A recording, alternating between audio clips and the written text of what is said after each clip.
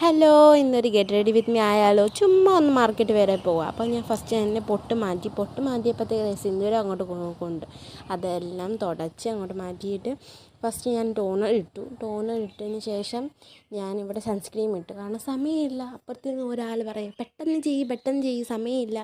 എന്നാലും നമ്മൾ ബ്ലഷ് അടിക്കും.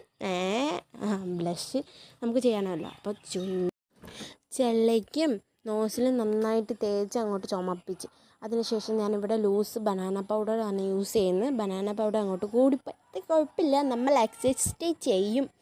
നന്നായിട്ട് ബ്രഷ് വെച്ച് അങ്ങോട്ട്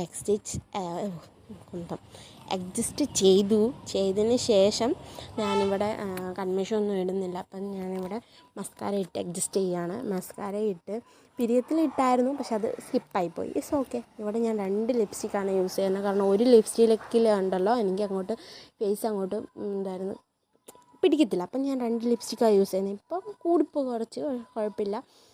ഞാനിവിടെ തുടച്ച് കളഞ്ഞ് കുറച്ച്.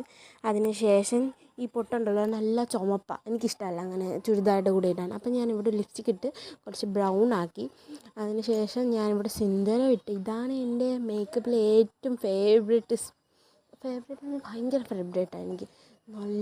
നന്നായിട്ട് സിന്ദൂരം ഇടുക. അതിന് ശേഷം ഞാനിവിടെ പരത്തിയൊരു മുടി കുറച്ച് പൊക്കി അങ്ങോട്ട് പോനീറ്റെയിൽ കെട്ടി. എന്നിട്ട് ഈ കുറച്ച് കൂടിപ്പോയ പൗഡറേ അത് ഞാൻ ഇവിടെ മേക്കപ്പ് ഫിക്സർ വെച്ച് ഫിക്സ് ചെയ്തു.